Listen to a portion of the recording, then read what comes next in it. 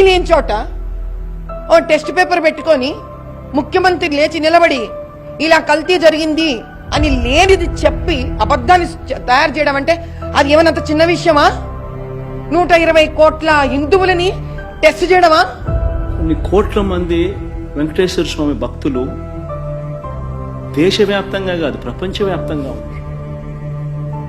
వారందరి మనోభావాలను ఆడుకోవడం ధర్మమేనా? తిరుపతి లడ్డు వ్యవహారంలో అనుసరించిన తీరు రాష్ట్ర ప్రజలందరికీ కూడా భయాన్ని కలిగించింది. ఎలాంటి ఎవిడెన్స్ లేకుండా, ఇన్వెస్టిగేషన్ లేకుండా అంత ఇర్రెస్పాన్సిబుల్ గా డీసీఎం హోదాలో ఉండి మీరు ఎలా మాట్లాడతారు? సంప్రోక్షణ చేయాలన్నారు కదా, సంప్రోక్షణ చేయాల్సిన ఆలయాలను కాదండి, ఇలాంటి మత విద్వేషాలు రెచ్చగొట్టే రాజకీయ నాయకుల మతాన్ని సంప్రోక్షణ చేయాలి, ఇలాంటి ఆలోచనలు సంప్రోక్షణ చేయాలి. నిన్న శనివారం రోజే సిట్టు విచారణలో ఏమీ అంటే ప్రసాదం ఏం కలంకం లేదు, దానిలో ఇలాంటి జంతుకు అట్లా ఏం లేదు అని చెప్పేసి రావడం అనేది చాలా చాలా హ్యాపీగా అనిపించింది, చాలా ప్రశాంతంగా అనిపించింది. అంతవరకు హ్యాపీ.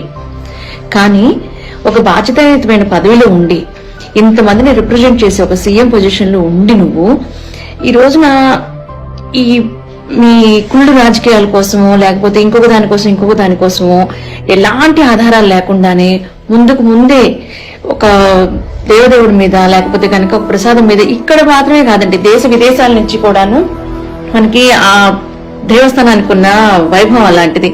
అలాంటి ఒక దేవుడి మీద చెప్పడానికి కొంచెం కూడా భయపడలేదు.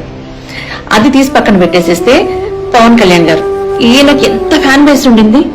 వీళ్ళు రెచ్చగొట్టినట్టు గబగబా మెట్లు కడిగేసేసి కింద నుంచి పైకి కడిగేసుకుని ఇదంతా రెచ్చగొట్టి వ్యాఖ్యలు కడితే మీరు బాధ్యతమైన పదవిలో ఉన్నారు.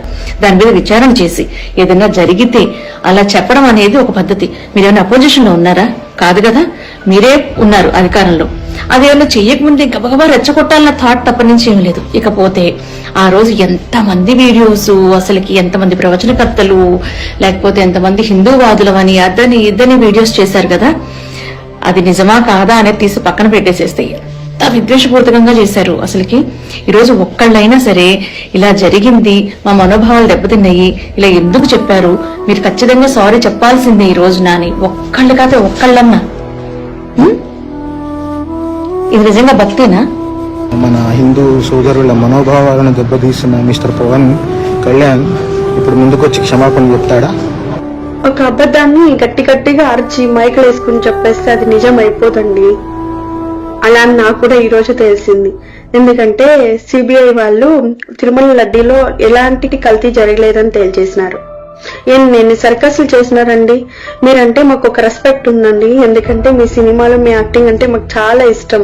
కర్మ ఎక్కడికి పోదు, కలికాలమైన ఆ వెంకటేశ్వర స్వామితో ఆడుకున్నారు. ఖచ్చితంగా పాము కూడా కాళ్ళకు చుట్టుకున్నట్టు మీ పాపం మీకు చుట్టుకుంటది, ఖచ్చితంగా చుట్టుకుంటది.